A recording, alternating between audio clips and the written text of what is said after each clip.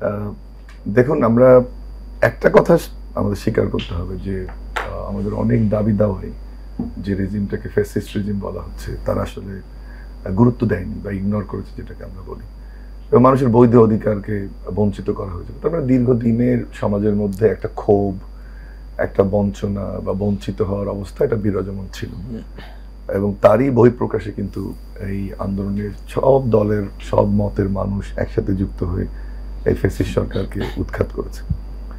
এই প্রক্রিয়া যেটা হয়েছে যে মানুষ একটা সফলতা দেখতে পায় যে আমরা সম্মিলিত যে শক্তি, সেই শক্তি যদি একত্রিত করা যায়, একজনের জায়গায় দুইজন তিনজন বা একটা গোষ্ঠীর শক্তিতে পরিণত করা যায়, তাহলে সফলতা আসে।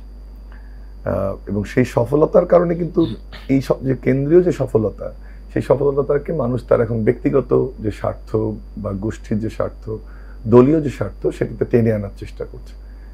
এবং এই টেনে আনার প্রক্রিয়ায় তারা দেখছে যে এইটা করলে সফলতা পাওয়া যায়। যেমন আমি কোনো নেগেটিভলি বলছি না, পজিটিভলি বলছি যে যারা এমপিও ভুক্ত শিক্ষক ছিলেন, এমপিও ভুক্ত না, তারা দীর্ঘদিন থেকে আন্দোলন করছেন, প্রায় 1 মাস থেকে। গতকাল তাদের দাবিটা মেনে নেওয়া হয়েছে। আমি তাদের দাবির যৌক্তিকতা বা মেনে না নেওয়া ওদিকে যাচ্ছি না, বাট এটা একটা উদাহরণ হিসেবে আমি বলছি, যেহেতু গতকালই ঘটনাটা ঘটেছে।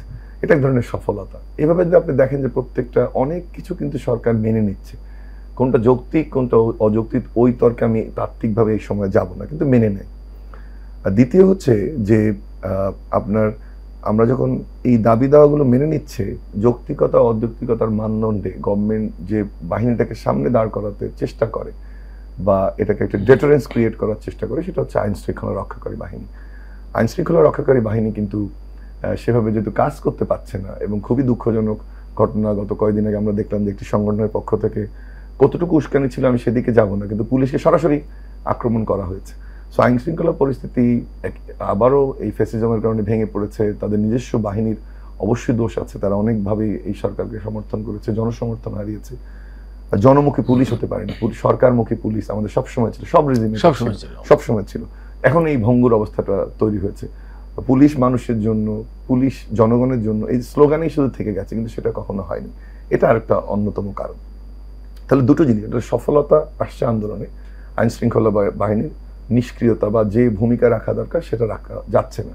এই দুটো সিচুয়েশন তাত্ত্বিকভাবে আমরা বলি যে নর্মলেসনেস একটা সিচুয়েশন তৈরি করছে, বা আমাদের ব্যবহারের মানদণ্ড থাকে একটা, যে কোন আন্দোলনে আমি যাব, কোনটাতে যাব না, কোন স্লোগানটা দেব, কোনটা দেব না, কোন দাবিটা মানবো, কোনটা মানবো না। বড়দের, যেমন ছোট্ট একটা উদাহরণ দেই, যে বড়দের দেখলে আমি দাঁড়াবো বা শিক্ষককে সালাম দেবো, এটাকে আমরা বলি স্ট্যান্ডার্ড অফ বিহেভিয়ার বা একটা নর্মস।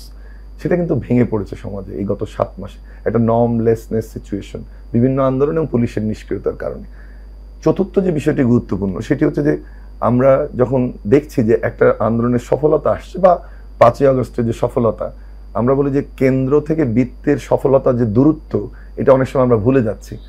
অর্থাৎ আপনি ধরেন 5 তারিখে সবাই সম্মিলিতভাবে শেখ হাসিনা সরকারকে উৎখাত করেছে, কিন্তু আন্দোলন করলেই যে আমি সফল হব, বা ওই যে আমার, ধরেন আপনি একটা উদাহরণ দেন যে 100 মিটার দৌড়ে আপনি চ্যাম্পিয়ন হয়েছে, বা হার্ডল জাম্পে আপনি চ্যাম্পিয়ন হয়েছেন, হাই জাম্পে, কিন্তু আপনি তো 5 তলা থেকে লাফ দিতে পারবেন না।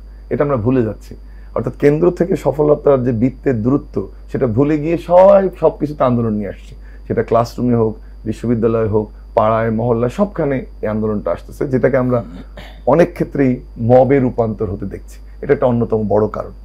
আরেকটা হচ্ছে যে এখানে যখন এই মবটা তৈরি করা হচ্ছে, তখন আমরা বলি যে আমাদের বিভিন্ন যে সামাজিক সংস্থা থাকে, অর্থাৎ সোশ্যাল ইনস্টিটিউশন, পলিটিক্যাল ইনস্টিটিউশন, সেগুলো কিন্তু নাই। একটা এমপি তার এলাকায় আইন শৃঙ্খলা রক্ষা করতে ভূমিকা রাখে। একটা ক্লাবের প্রেসিডেন্ট একটা এলাকায় যদি থাকে, যে কোনো ক্লাব, ক্রীড়া ক্লাব, সাংস্কৃতিক ক্লাব, তাদের একটা রোল থাকে, ইমামের একটা রোল থাকে। আবার লোকাল গভর্নমেন্টও কিন্তু এখন অ্যাক্টিভ না।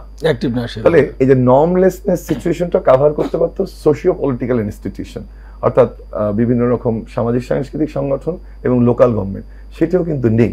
যে কারণে এই যে মবটা যে আপনি সামনে একটা কেভিয়েট দিবেন বা কোনো কেভিয়েট তৈরি করবেন, সেটা কিন্তু আর হচ্ছে না।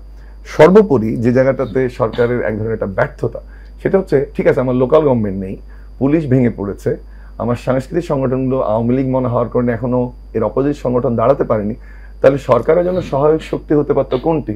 সেটা হচ্ছে রাজনৈতিক দলগুলো। রাজনৈতিক দলগুলোর সঙ্গে সরকার, আমরা সবসময় টকশোতে এটা প্রথম থেকে বলছি, আজকেও বলি, সরকারের যে সখ্যতা তৈরি করার কথা ছিল, সেটা কিন্তু সরকার তৈরি করতে পারেনি।